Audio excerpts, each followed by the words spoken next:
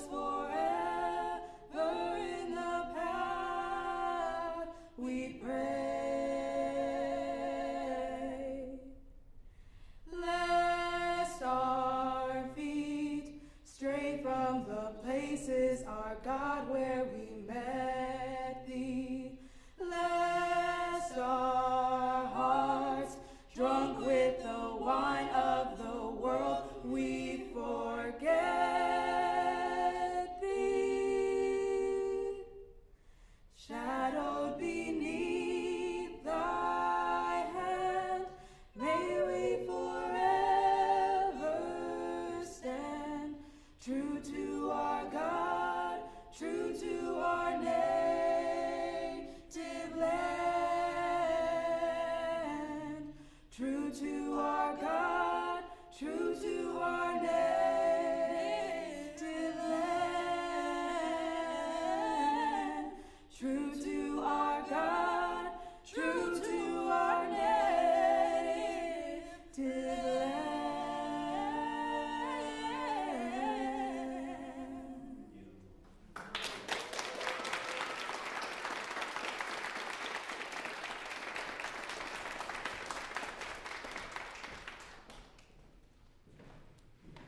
Good afternoon, everybody. Thank you, Kuumba singers, very, very much. Can we give them one more round of applause, please?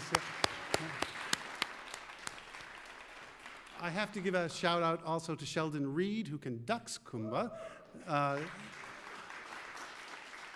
Kuumba comes out and supports so many university events, and this is a very special one to us, and so I'm just grateful to them. My name is Jack Megan. I'm director of the Office for the Arts at Harvard. I'm so glad you're here with us today. Thank you for being here. I want to tell you a little bit about the Arts First Festival. Today is the first day of our 5-day annual Festival of the Arts. For those of you who do not know what it is, it's like the exclamation point on the arts year. For 5 days, the arts really do come first at Harvard. And over these 5 days, roughly 2,000 students will participate in performances, exhibitions. It's a really just dynamic and joyous thing, and a celebration of community in many ways. So I hope you will come back over the course of these 5 days. Although right now Harvard Yard is occupied, we will still go forward with the festival. So please come and support our students. We always kick off Arts First with the celebration of the Harvard Arts Medal. This is a tradition that was established back in 1995, and since that time we've had 28 arts medalists. The list of names is rather astounding. Some of them include Colson Whitehead, Bonnie Raitt, Matt Damon, Yo-Yo Ma, I have to turn the page, Adrian Piper, Ruben Blades, Frank Gehry. It's really quite a lineup. And the award is voted by the Board of Overseers, which means it is the highest organization at Harvard that bestows this award each year. The recipient is chosen at the recommendation of a faculty committee with a number of arts administrators from around the campus. Kevin Young is our 29th arts medalist.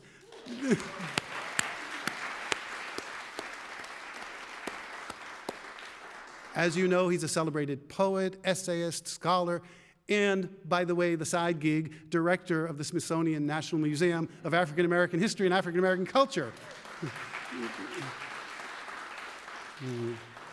Kevin, we are so honored to have you here today and excited about this occasion. The way today will proceed, I'll just give you a quick overview. Professor Tracy Smith, professor of English and African American Studies, will share some reflections to begin the discussion. And then Brenda Tindal, the campus curator for the Faculty of Arts and Sciences, will moderate a discussion with our arts medalist with the help of 3 student poets. That will be followed by President Alan Garber presenting the Arts Medal, and I imagine perhaps some remarks from our medalist. So welcome, everybody. We're glad you're here, and would you please give a warm welcome now to Professor Tracy Smith.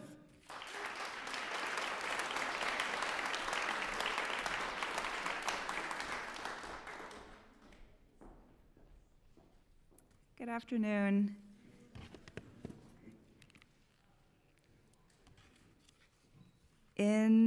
I'm going to start right in because I'm going to swoop back and talk about my love and awe for Kevin, but I want to position you in his first book, Most Way Home. In the poem Saying Grace, from Kevin Young's award-winning first book, Most Way Home, the speaker says, "Before twilight, Mama said to go get me a hen, and me in that yard, swinging one round by the neck, the pop, then dropping it. And what I hear is a layering of voices coming on, a reunion taking form. The poem's dedication suggests that the speaker may be the poet's own mother, perhaps. She, in turn, summons the remembered voice of her mother, the poet's grandmother, perhaps, uttering a command, go get me a hen, that sets off the poem's visceral memory, legible here as rhythm and movement of wringing that chicken's neck. This ordinary memory, this literal description of how rural families like my own once made do, lifts off from the concrete circumstance of its occasion. It carries us beyond the mundane, as good poems so often do, to the space of seeking and recollection that poetry helps us to reach. The poem continues, everything then tasted so different and fresh, a sister's back talk, but I wouldn't want back those days for all the known world. No, sir. Some nights, dinner would just get up and run off because I hadn't rung it right. Others, we'd eat roosters tougher and older than we were, meat so rough, Mama couldn't cut it with her brown, brown eyes. Past the rich surfaces of this memory, past the joy and joviality, past the taste of food or the sight of a bird running with its neck wrung, we graze the kernel of need and discover that what the poem draws us toward most emphatically is gestural, ineffable, a presence in absence, a particular tenor of regard, a sister's back talk, Mama and her brown, brown eyes that could, quote, cut or condemn, yes, but that also held a depth of presence and power so weighty they catch the speaker in a kind of reverie. The miracle here is that a grounded, gritty, even a gristly memory with the proper attention floods the reader with a sense of longing, reunion, and astonishment.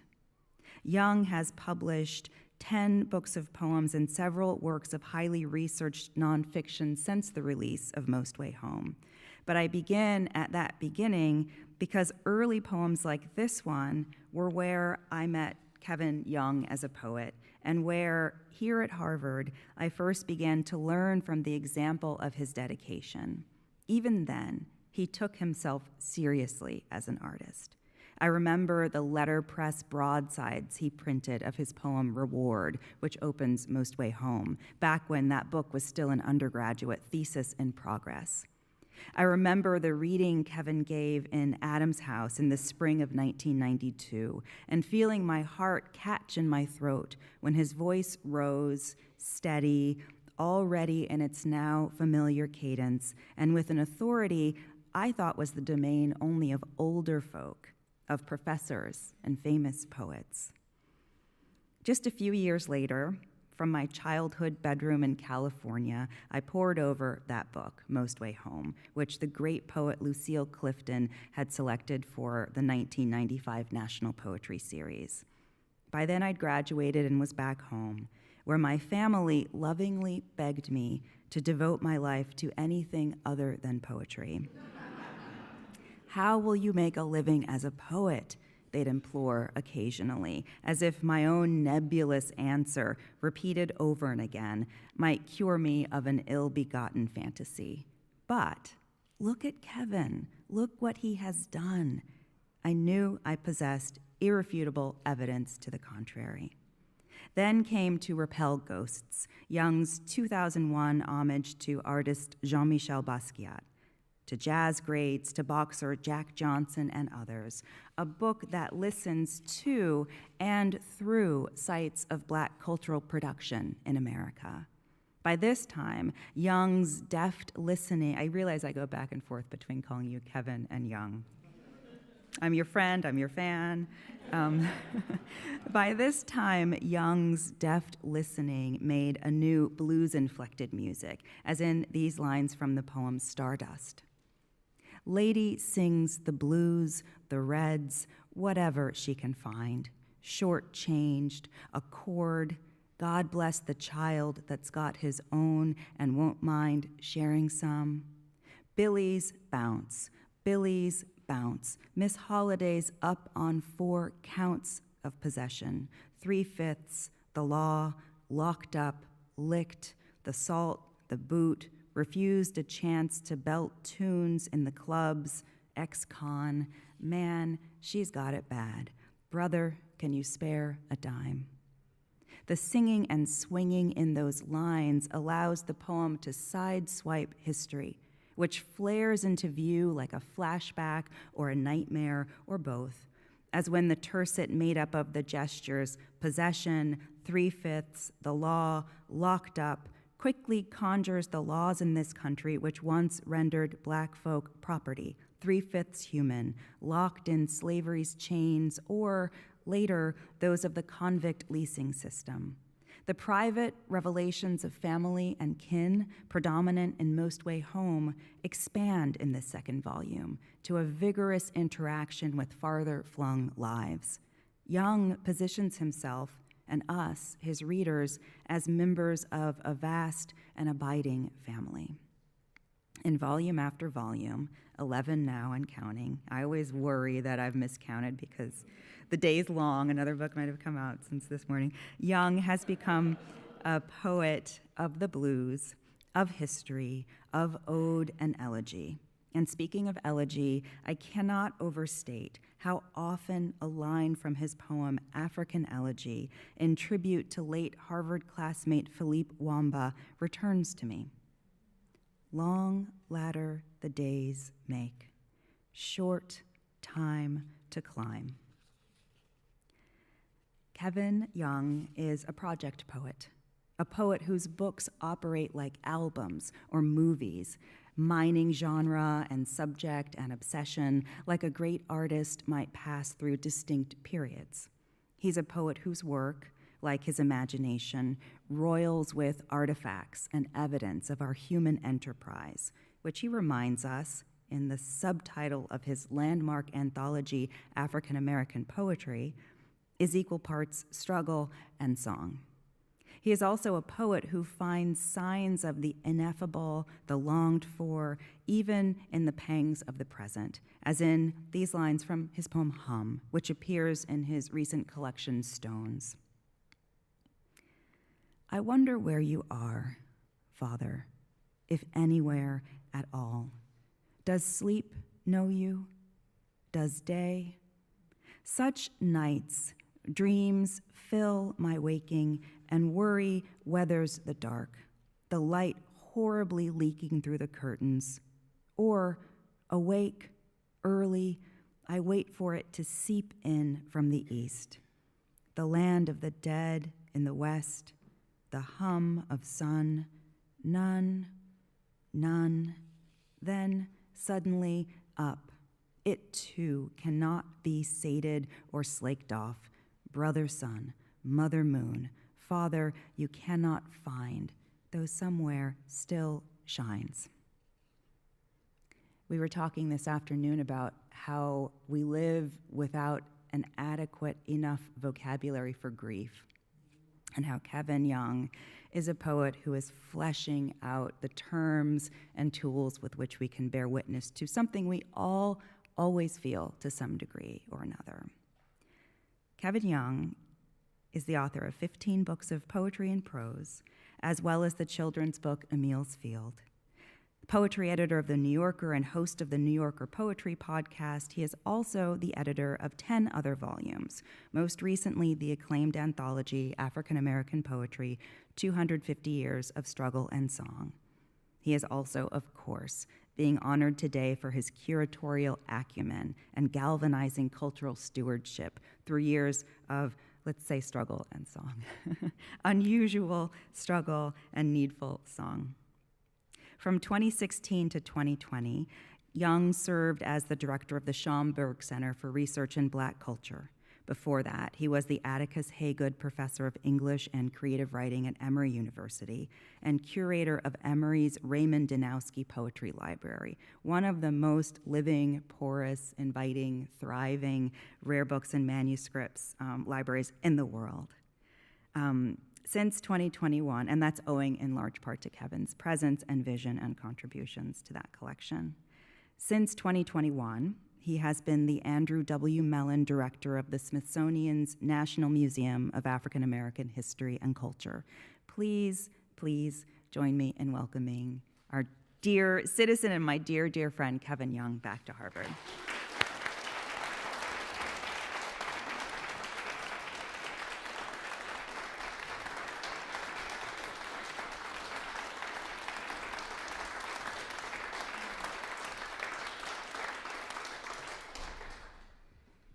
We can just go home now after that.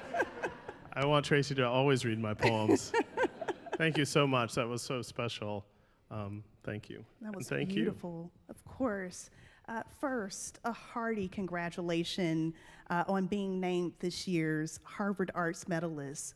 You are indeed a national treasure and so richly deserving of this honor. I hope you will indulge me for just a moment to banter. Yes. What if I said no? No banter. I'm gonna banter for just a second. Let me get this right. Poet, essayist, museum director, editor, professor, modern Renaissance man, if I've ever seen one. Your tent card is running out of room. And dare I brag just a bit on your publication record. My calculations suggest that you've authored roughly 12 books of poetry, 4 nonfiction books, 9 edited volumes, 2 limited editions. That's 27 books, and that list does not include your corpus of foreign editions and audiobooks. I must ask, when do you sleep? Midnight to like 6:15. I don't know.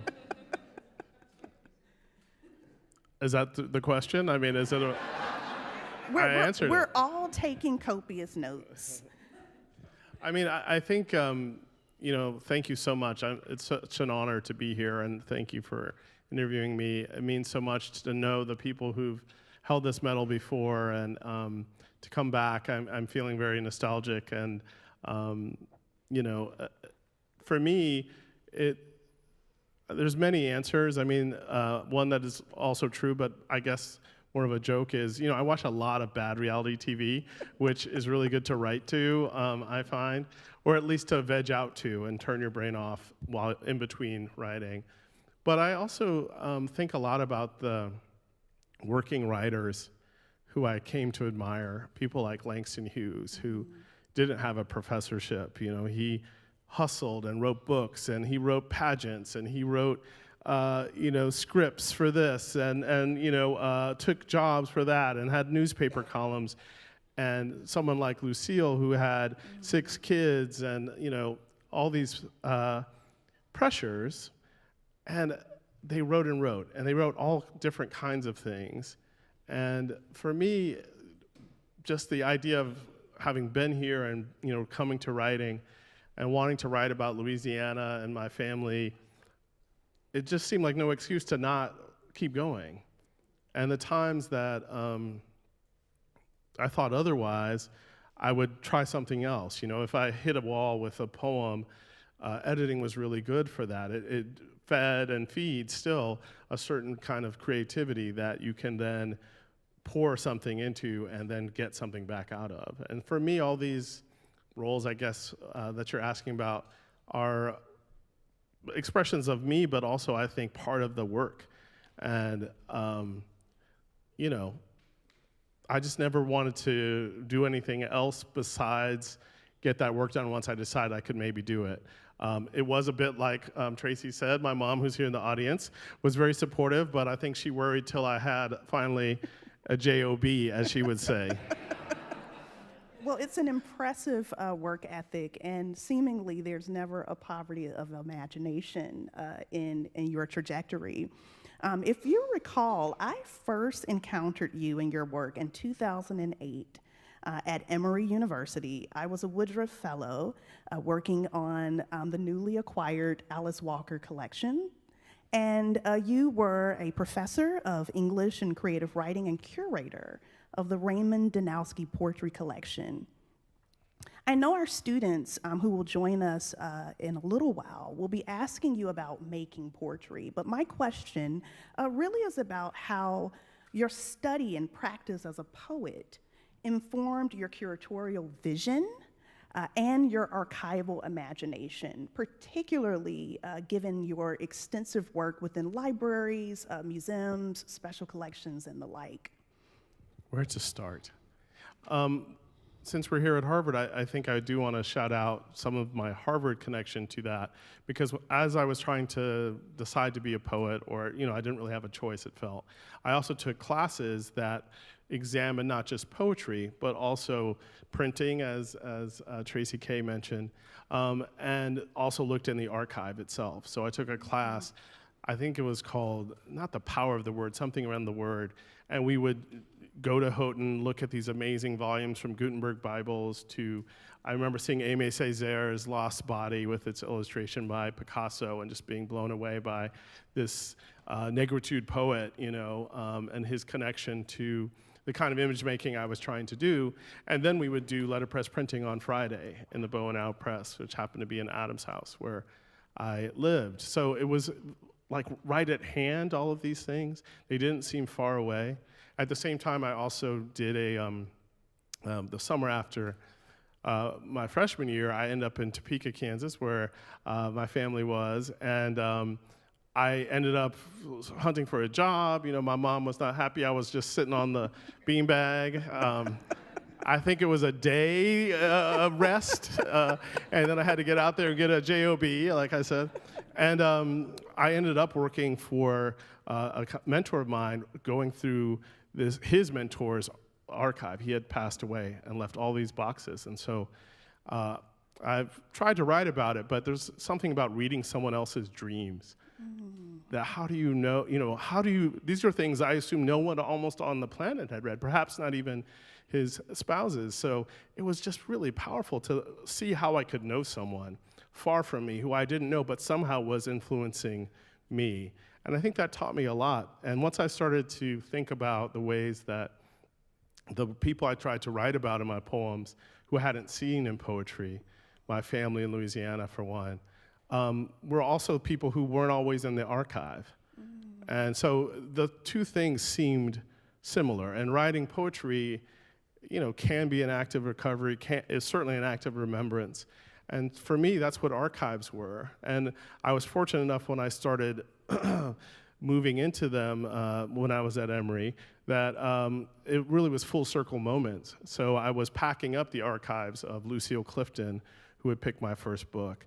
I was calling up Seamus in Ireland and saying, hey, can we open up some of your papers, and talking to him, or in fact saying, hey, some of them are open, some of them are not. I'm gonna make it easy on you, let's close them, for a while so you can have peace of mind, because Seamus couldn't say no to anyone. He was so generous, but you had to ask him for permission, so he was constantly being asked.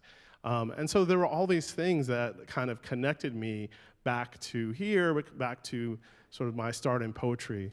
But the last thing I'll say is it's also a kind of temperament thing. I think there's something about being a poet and wanting to see these kinds of connections that really play into my work in the museum. So I think you, as a poet, are interested in getting at the thing.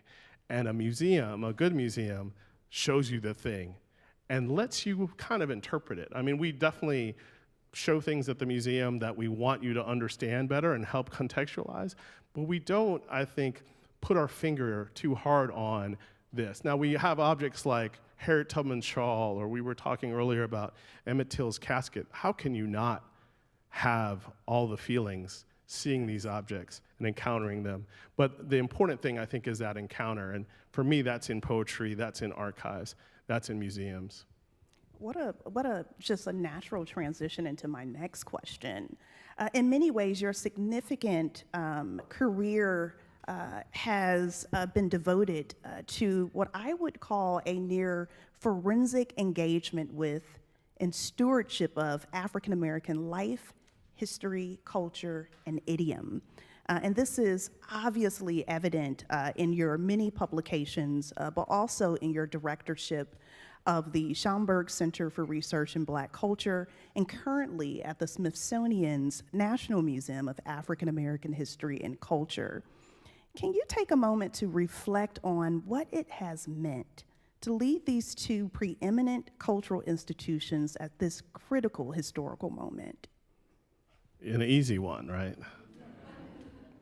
I mean, how can I say too much? I can't say enough, really, because it was so special. And that moment that I decided to go to the Schomburg and in many ways step away from academia was really a powerful one. And it was, again, I was used to having a JOB and tenure. I had a full professorship, and to go into this kind of brave new world was powerful for me. But it was also a way to kind of continue that investigation into the culture, the self, the world. And what I saw at Schomburg was the way that Schomburg had been keeping that flame alive. Mm-hmm. It's going to be 100 years next year, and as you probably know, it's the largest and oldest Black archive in the world and has over 12 million items in it. But in contrast, the museum has 40,000, and so just think about that number of items. And when I was there, I really made it my mission to try to make sure everyone knew about it and that we were open for business and that it was your Schomburg Center, which is something we said. The other theme that I love is, every month is Black History Month, the Schomburg said.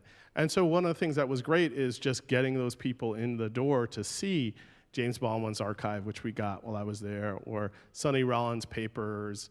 And Sonny Rollins the saxophone colossus kept his papers because he had one house. Most people, jazz musicians, move around a lot. We heard some great jazz earlier.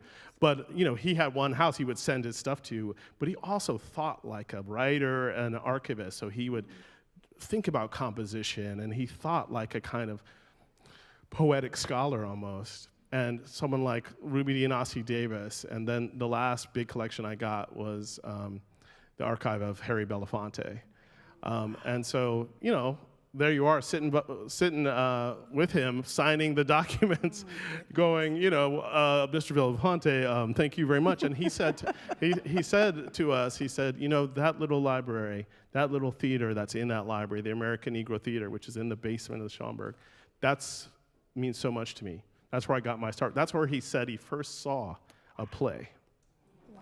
He came to the Schomburg, saw a play, and his whole life was changed. And suddenly, a few years later, he was acting in that theater and had his mentors like Paul Robeson, who was banned across the country. They took his passport away. He couldn't leave the country, but he couldn't work. And the Schomburg is one of the few places that would welcome him. And so, think about that flame, And then a place like the museum that took 100 years to get built. I say it's 100 years plus, the 10 or 13 it took after we were signed into legislation. Because in 1915, veterans of the Civil War petitioned on the 50th anniversary, Black veterans, to have a monument to their struggle and sacrifice. And so 100 years and a year later, the museum opened. And to see the people come and need that information and want it so badly, we're busier than ever. We hit 10 million visitors total last year. We're gonna hit 11 million in June, and we'll probably hit 12 million by the end of the year, total. And so this year we might have over yeah, that's good news, right? That's amazing. And to me, so to be able to, do an exhibit where suddenly 1 million people see it, and that people are the last thing I'll say, because I could talk about this all day, is I grew up, not really knowing Black artists, and who they were. And any kid who comes in that museum, we have a lot of school kids, they walk through the galleries, they may walk right through it, but they know at the end of the day that there are Black artists and they're Black visual artists making art, and there's a place where they can see it anytime they want, and it's theirs. And that is so special to me. I almost appreciate that they might take it for granted a little bit. You know, that's something that I didn't see growing up, and my son, you know, got to see Black Panther and assumed they were Black superheroes, right? And we have the Black Panther's costume on view right now, yes. You know? And I watched that movie, funny enough, that the costume is from Captain America's Civil War like 2 days ago. And I was like, wow, you know, that's, you know, like even I am still blown away by that. And to see people interact with it, kids of all ages, let's say, be blown away by this thing and this Afrofuturism show we have is really special. So it's been a real treat to bring us into this new era with it. That's amazing and powerful reflection. You know, Lonnie Bunch, your predecessor and now secretary of the Smithsonian, described the roadmap to creating the National Museum as a quote-unquote fool's errand. A testament, no doubt, to the sheer stamina, challenges, and opportunities endemic to building a museum of that scope on the National Mall. As the museum nears, I think, its 10-year anniversary in 2026. Yep. What role do you think culturally specific museums and museums in general, what role do they play in American public life? And what do you hope to accomplish by the time the museum reaches this notable milestone? Well, the 10th anniversary is also the 250th of the signing of the Declaration of Independence. So it's going to be a really fortuitous time. We have a few big shows planned, and one of them is on HBCUs, I can announce. So that's very exciting. I wouldn't be here without historically Black colleges and universities. My parents met at Southern University, home of the best jukebox in the world. And that human jukebox that is there, you know, so important. But I think also this idea of, I don't know, like continuity and context is so important more than ever now. And what I think I try to help people understand is how we tell, as Lonnie puts it, an American story through an African-American lens. Mm-hmm. I don't think you can tell the American story without that story. And so, you know, I don't even think of it as specific, as you put it, culturally specific. It's really the story that we all should know more about. And what I see, as I said, is people wanting to know that. But at the same time, I think it's important to raise up some of the stories that even I didn't know. I always discover things in the museum. And that idea of discovery, I think, is going to be all the more important as we move forward. And, you know, the internet convinces us sometimes that we know everything. And, you know, I have a teenager, so sometimes that convinces you too. I think there's also this idea that everything's findable or there. And I just think a lot about the gaps and the places where we're stepping in to tell a story or to hold something close. You have to remember when the museum was signed into legislation and Lonnie started, people told him that he couldn't fill it. Like there wouldn't be stuff to put in that museum. There's not enough there. And all I do is look for places to put stuff, you know, because there's so much. And people were waiting. They were holding close their stories, their ancestors' stories, things that were entrusted to them, including Harriet Tubman's hymnal.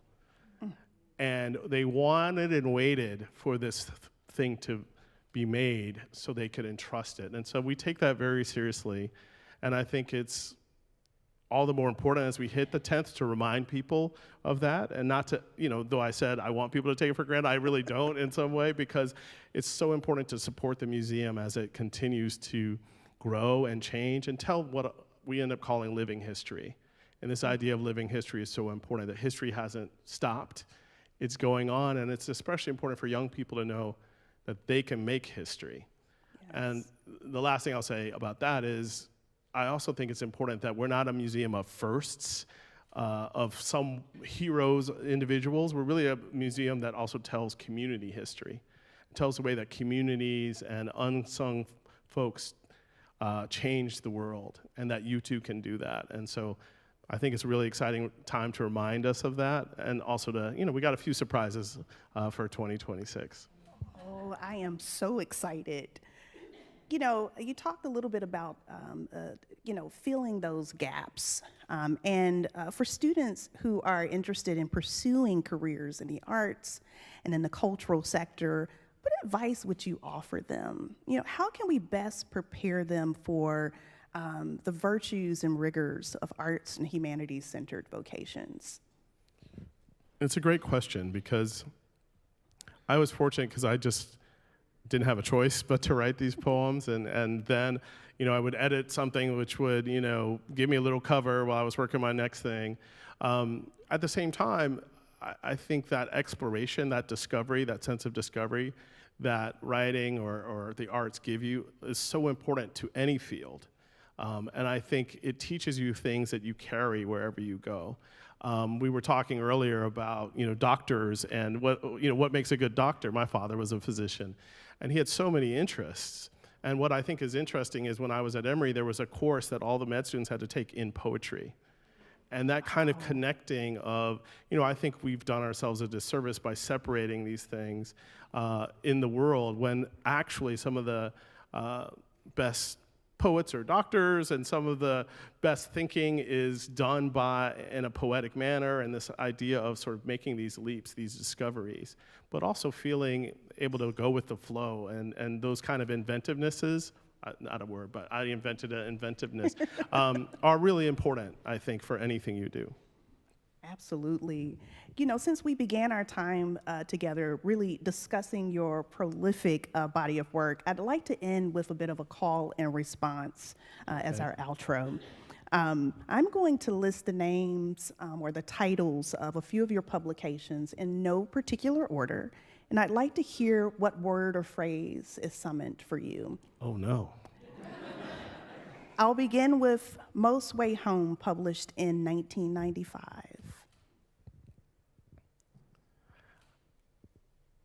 I think it's a book of memory, but also of humor, resilience. Those come to mind. Jelly Roll, a blues, published in 2003. Sad. But also funny. The blues taught me that. Laughing to keep from crying. The Hunger Ear, poems of food and drink, published in 2012. The Hungry Ear, yeah. The Hungry Ear. Yeah, I had done a book of, I'm sorry, it's hard for me to do a phrase, but I had done a book of grief poems, and this was in a weird way a companion to that. So I think it was about being sated, but also about savoring, and also about searching. Stones, published in 2021. Was that 2021? I think 2021, or 2022. God, I think you're right. It's terrifying. You are absolutely right. This book, yeah, it just came out in paperback last week, so that's why I'm a little... Well, when you have 30 plus books in your repertoire, Sometimes it happens, but you forget one. I think Stones is about return.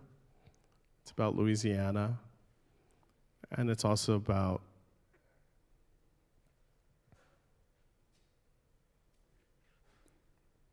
resolving or trying to resolve losses. 2021, that seems like, that was a crazy time, as you know. Yes. Kevin, thank you so much. Thank you for having me. This has been such a joy and honor to be in conversation with you.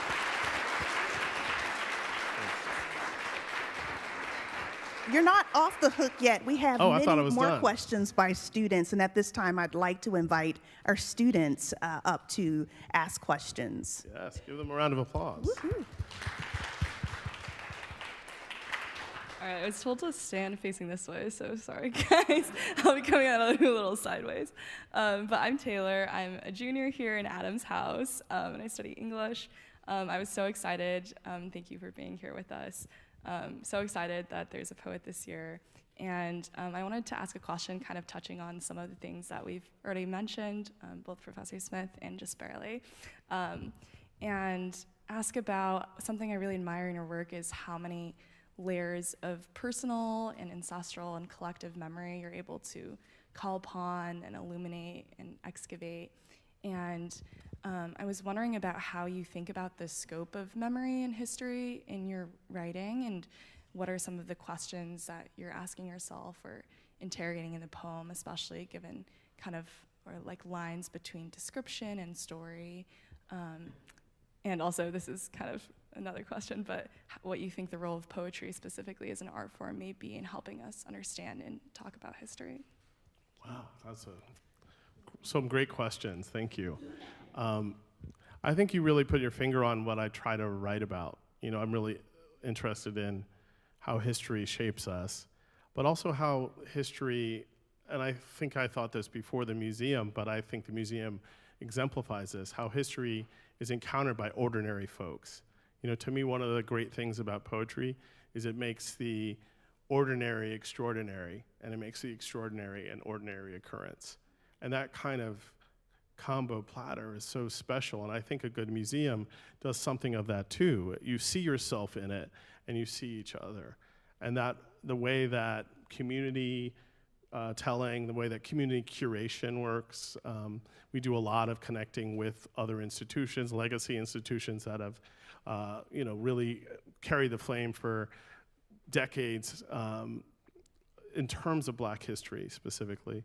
But also we go out and see people, ordinary folks who've been, as I said, keeping their own flame alive. And I realize now I was writing about that as a young writer here.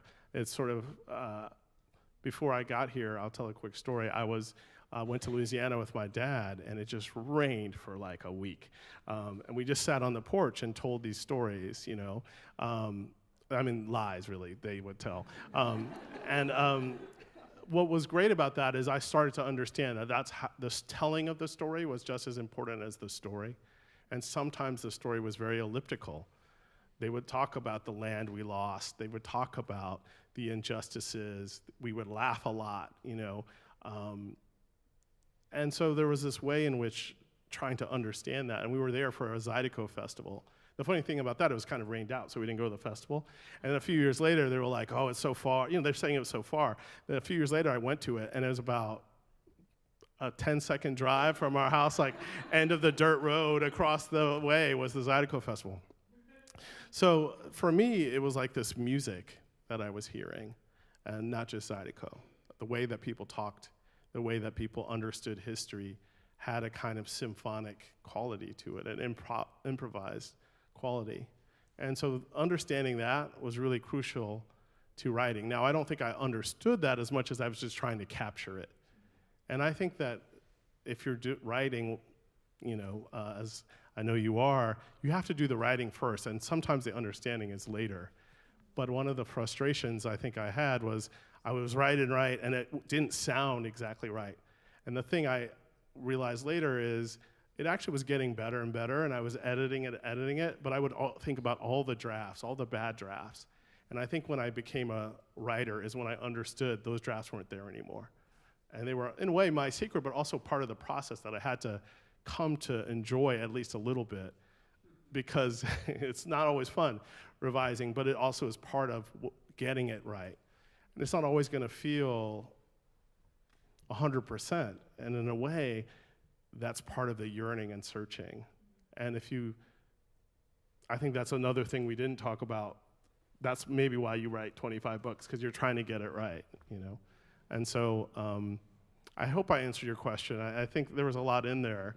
Is there something else I didn't hit? Oh, that was wonderful. Thank you so much. Thanks so much.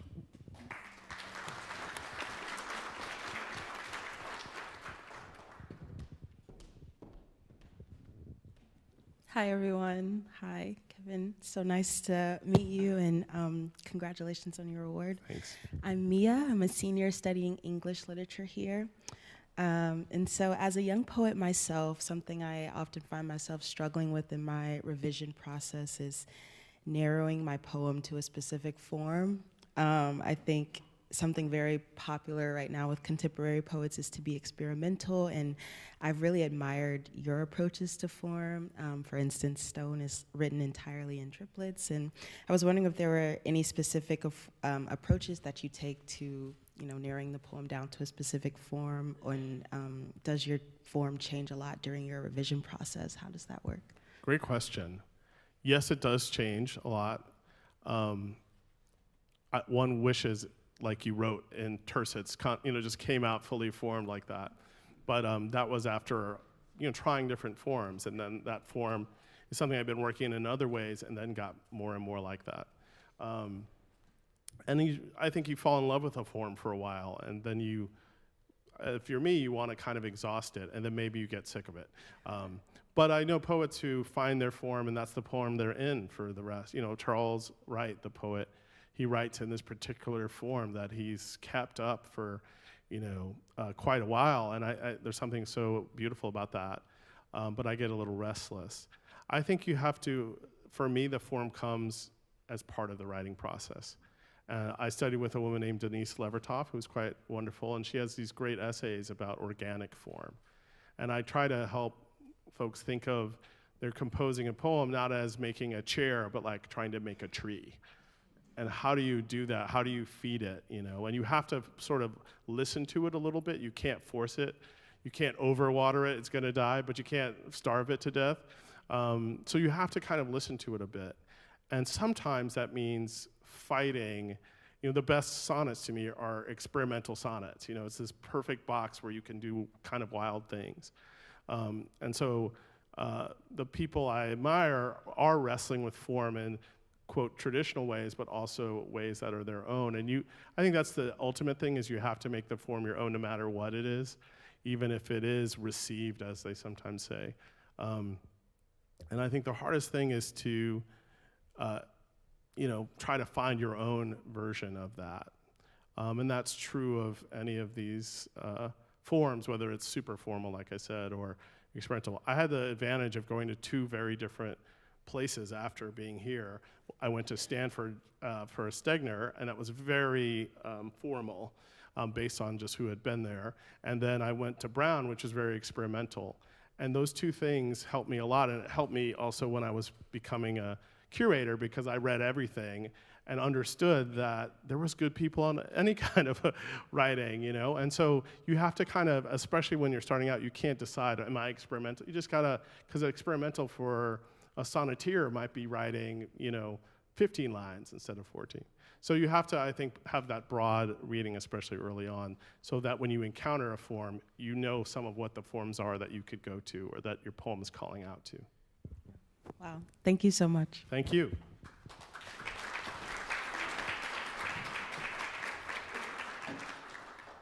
Hi, all. Thanks so much for being here with us today. This was such a rich conversation and was so interesting to hear your insights. My name is Isabella. I'm a senior here at Pforzheimer House, and I study English as well.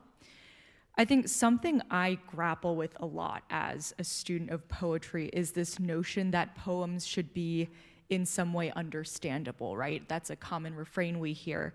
And necessarily that idea of understandability begs this question of, to whom is something understandable and in what ways? And I'm curious, is that idea of your texts being legible, being understandable to people, something you actively consider in your drafting process, or is that something that comes later, and what does that look like for you? It's a great question. I think it's almost, I would shift the terms of understandability to more like discoverability. Maybe this is an internet term, but because I think that, as a writer, sometimes when I was coming up, people would say, you have to write what you know. And I think they sort of mean like, if you're writing about something really far away, sometimes you don't know what you're talking about, right? And that doesn't make for good writing. But I think, other people, like someone like Yusef Komunyakaa, really talks about that idea of what you want to discover. And sometimes it is the distant past that, in theory, you have no knowledge of, but you feel in your bones. And especially if you're writing about ancestry or understanding, there's a way in which there has to be some mystery and some sense of leaping. And I generally, when I encounter poets, I don't try to treat it as they don't know what they're doing and they were trying to be obscure. I think they're trying to be as clear as they can about sometimes what's very complicated feelings, humanity. You know, how do you write about this very moment? It's complicated, and it might require layering, and it might require other texts, and it might require fracturing language in a world that feels fractured. So I think I try to approach it like I approach a new person and try to see them on their own terms. At the same time, you know, if you're trying to write about, say, the experience of your grandmother or something, like, you sometimes want to capture their voice. And the trick there isn't just something that they might read, because they might not read your poetry, you know, if they, though you hope they do. It's also to give that pleasure to someone who's on the inside, because I remember reading poems where there'd be like a word I knew, a slang word, and they'd explain it in the poem. I'm like, why are you doing that? So I have a poem, I'll just make this short, on my first book called The Kitchen. And if you're Black, the kitchen doesn't mean just a place in your house. It means the back of your head, you know? And so, like, to explain that in a poem would be like, you know, I wanted that both meanings in this poem. And I wrote it when I was here at Harvard as an undergrad. So it was a way of trying to bridge this feeling of knowing a language. How do you represent that?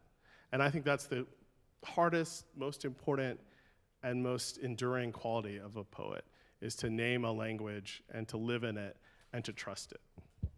That's wonderful. Thank you so much Thank for you. that.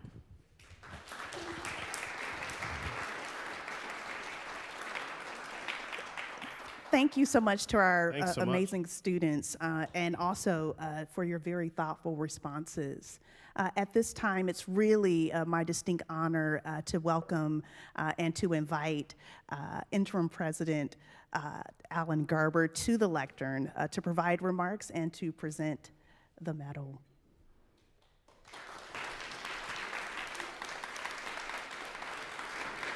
We need a drum roll here. Thank you so much, Brenda. Hello, colleagues. Hello, friends.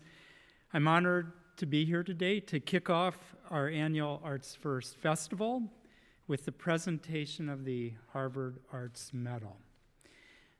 I want to begin by thanking everyone in the Office of the Arts, for the Arts and Beyond, who works with such dedication at one of the busiest times of the academic year to enliven the university with creativity. For me, the transformation of our campus into a canvas for our community to share their work is the true beginning of the spring and the first glimpse of the last days of the semester. Kevin, you may know, tomorrow is the beginning of reading period. Probably brings back fond memories. Many thanks as well to those of you who are sharing or will be sharing your work over the course of the festival. All of us are extremely fortunate to be the recipients of your time and talent, and we thank you for giving of both so generously. Before I proceed, I want to take a moment to acknowledge someone whose generosity of time and talent has shaped and altered forever the lives of countless students at Harvard. He is the first to put the spotlight on others and the last to step into it himself. But we are indebted to him for more than 20 years of inspiring growth of artistic ambition and intensity across the university. On the first day of his final Arts First, we celebrate and thank our inimitable and beloved director, the great Jack Megan.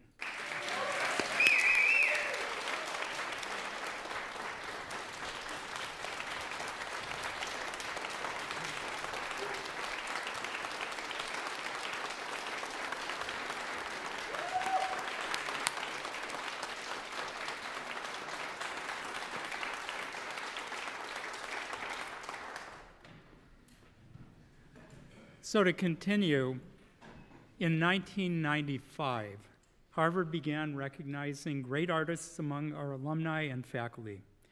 From the crowded field came individuals of outstanding achievement in the arts. They created worlds of possibility and potential with art and architecture, with music, poetry, and writing. They blazed paths on screen and on stage. They composed, they curated, danced, directed. They advocated for communities enriched by the arts. They made the world more beautiful and more interesting. They made Harvard shine more brightly. Today, a singular talent joins their revered number. If we all share what Kevin Young has called, and I quote him, an American desire for more, then our medalist more than delivers. He is an acclaimed poet and essayist. He is an editor. He is a museum director. He is thrillingly prolific to all of our benefit. In fact, when I talked to him earlier today, he wasn't sure exactly whether it was 25 or 27 books that he's written, and he does a lot of this in his spare time. He not only breaks boundaries, but he bounds over them, finding new ways to connect and create across manifold areas of success. Though we celebrate him in this moment for his contribution to the arts, I admire him in this moment for his contributions to quantum science. To accomplish as much as he has done since graduating from the college, he must have unlocked the mysteries of superpositioning, or how to be in two places at once. Thank you, Kevin Young, for being here, and wherever else you are right now. Your words and your work are a source of inspiration and of hope, and our community is better for having you in it. On behalf of the university, I am delighted to present to you the 2024 Harvard Arts Medal.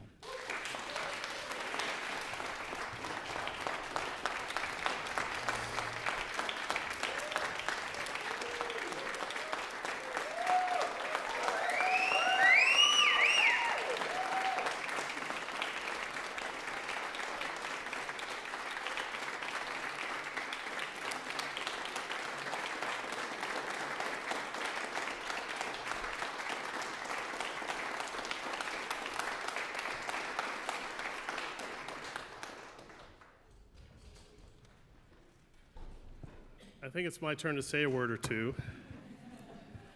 I'm never taking this off as my first word. Be sleeping with it tonight. So it really is a huge honor, and thank you so much for having me. Thank you for the terrific interview. Thank you, Alan, President Garber, for this wonderful moment. I have a few people to thank, so I thought I'd do that. My machine wants to come on. Thank you so much for this honor, which is made all the sweeter by so many people in the audience, and I want to mention some of them, including Tracy K, who I've known personally.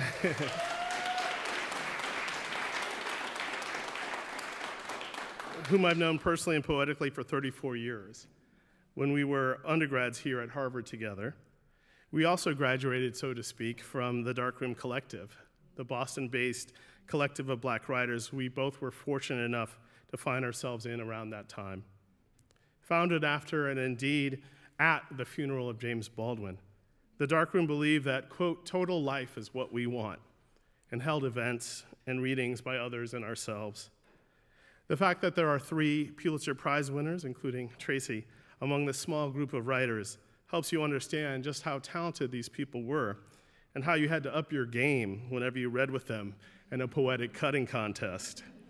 Tracy K has got some serious chops. Boston wasn't new to me even then, as when I was under a year old to when I was 4, I lived in the Boston University dorms on Buswell Street, where my mother taught chemistry at the university. Photos from this time reveal Black families who came up together, like my aunt and Uncle Lydia and Alvin Foster, who are here today. Give a wave. And a hip array of Afroed undergrads who are my babysitters and style inspirations down to this day. After moving to Chicago for the bicentennial year, we moved back to Natick. Does anyone here remember the blizzard of '78? I sure do. Yeah, that deserves an applause. That was a real blizzard. These other things now are. Later, my son, who is here today, give a wave, Mac, would be born in Cambridge, so my connection to the area is a long one. But back when I came to school here, poetry was in the air. At Harvard, we started magazines and revived others no longer with us. The first-year-only Fifth Floor Journal, the Harvard Quarterly, and Diaspora, the Journal of Black Art and Culture, whose editors included, included Colson Whitehead and Harvard's own Professor Taya Miles, and whose cover was drawn by the future first Black Screenplay Oscar winner, Jeffrey Fletcher, to name just a few. Justice Ketanji Brown Jackson was in my class too, but she was apparently in the library, which is where I told my roommates to tell my mom I was whenever she called. Sorry, Mom. This is a praise song for the arts at Harvard, which taught me life. The arts also taught me the science of the self, whether that was in classes like Black Male Writers, we called that class rap, or in the final course of the late Nathan Huggins, who, when he became too sick during the semester, his class was taught by an array of loyal colleagues, honored to step in. A few years later, when I returned in 2000, having edited an anthology of young Black writers, including Colson, who himself has 2 Pulitzers, we read in the very classroom he and I mostly more or less attended Huggins' class on time. Then there was the Poets Theater being revived then. I snuck into their T.S. Eliot Centennial in Sanders Theater under the pretense of passing, well, it was true, we passed out copies of the latest issue of a journal with a difficult-to-pronounce name, Padan Aram, hoping to talk our way into overflow seating. Sanders Theater was so full, we ended up seated on stage behind the performers, which included Derek Walcott intoning the love song of J. Alfred Prufrock. If I'd guessed that I'd be here now, or that later I'd be honored to read on that same Sanders stage as Phi Beta Kappa poet a few years ago, I'm not sure what I'd say. Coming here from what felt like the hinterlands, I was a country boy with city ways. I was a kid who went to high school in Topeka, Kansas, but who had also lived in Boston, as I said. I had a wide palate that went beyond the pleasures of starch and the world's best barbecue. I tried sushi for the first time in this town, and drank in my first, or maybe second, bar. Long live the original Casablanca. I don't say all this to be nostalgic, but to say that the arts animated all these things in ways unexpected and taught me much, including taste. We marched, we wrote, we sang, we made words into mountains in ways we saw the poets all around us do. For then giants walked amongst us, Seamus Heaney, Derek Walcott, Joseph Brodsky. But what Seamus taught us in and out of class, he lived in Adam's house with us, was that art was part of our legacy and of us, and that could lead to a life of the word. Poetry wasn't just written by the dead, and even when it was for the living. I learned being invited to dinners with such larger-than-life figures to keep quiet and listen, and you might learn something. That too was an art. The unifying idea of living history is what I now see behind my writing or my trying to write, and lies behind my work, whether in museums or poetry, the history of music or the music called history. When I was writing, I had never seen my grandparents in a poem, and I was determined, drawn, divined to put them there. As an undergrad, I wrote and wrote, sometimes well, but often frustrated by the lag between my imagination and my growing skill. Still, I managed to get down the ghost stories I felt I was telling that I later would learn were true. My first year here, my cousin Keith died by suicide. The Louisiana I loved that my family was from was slowly slipping away, and all I knew was that I had to write about home and him. Eventually, I learned how. The poems I wrote here when I was 19 and 20 are part of my senior thesis, which became my first book, also called Most Way Home. These poems emerged painfully and then occasionally easy, like eavesdropping on one's own imagination, in class and out, thanks in part to those teachers, all no longer with us, Lucy Brock-Broido and Seamus, and who was I without them? I had to learn. I also took a class with Helen Vendler, who I heard just passed away yesterday. I learned to be a critic in great part by listening to her lectures and major British writers and later reading her terrific essays. Rest in peace, Professor Vendler. I want to end with a poem, but not without the mention of one last place where I learned how much words matter, the Bow and Arrow Press. Located downstairs in the basement of Adam's house at the corner of the street that named it, the Bow and Arrow sent me both out of and deep into myself, learning letterpress printing and to set lead type, which was unforgiving. You couldn't rush. The press also taught me that extraneous words were a waste of literal labor. When it takes time, hours even, to set type, your inner editor becomes far more strict. The internet and email would be quite different if every reply required setting each letter by hand. I printed broadsides of my own poems and labored on illustrating a long poem for a limited edition that sat in a gallery in the press, still unprinted.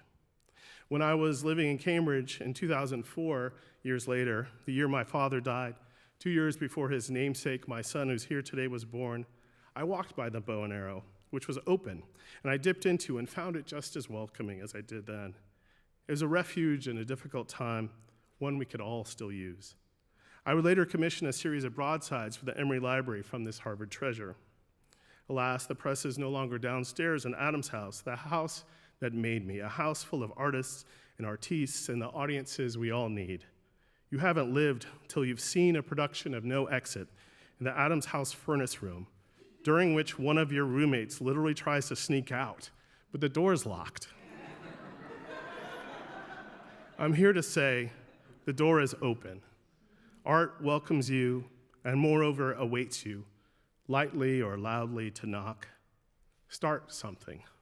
Make something. Dream alone or with others. Sing. Come on in. I will end with a new poem that takes place here, or at least partially, at Logan Airport. It's called Hereafter. Hereafter. I've never read it before, so it's a treasure to share it with you. Hereafter. Once in winter, I was blessed by lightning. The plane sudden struck, the boom of it, the cabin lit up, and then the air made metal in my mouth. It's true, you can look it up.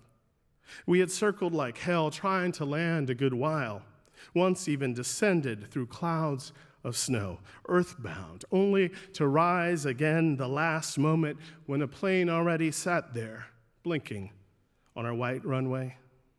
Exile back to the sky, we orbited the airport, untethered and impatient. So when lightning threaded us through, we all knew. Wrong, it turns out. Yet one day, true enough, perhaps soon, we'd be done. You should know that after you're ready to meet the far, stony shore, it is not hope, but the strange fire of forgiveness that flares and fights there, not wanting to go, hoping only you'd said so long to all you knew, to the elms who also know what it means to be told you die and survive. In that emptied, electric air, some wept. Others asked to help or for help, began to act as if it were merely static that snagged us aloft. How long did we linger up there in thunder, thinking mostly of all I loved, of what I'd never write, mirror of my mind. Once we kissed the earth again, fire trucks ushered us through the open gates where the 5 o'clock news asked what I'd seen, and the woman I loved picking me up talked a blue streak till she heard the between we'd been. Quiet then, We fetched my luggage, orbiting the conveyor belt, unspooling its rosary. We drove home in snow deep as silence, this little living light. Even now, how to name just how bright the sky looked that night and most the next day. Hard to believe one instant you could be beyond the earth's reach, the next marveling at our singed, wounded wings. Thank you. Thanks, Brenda.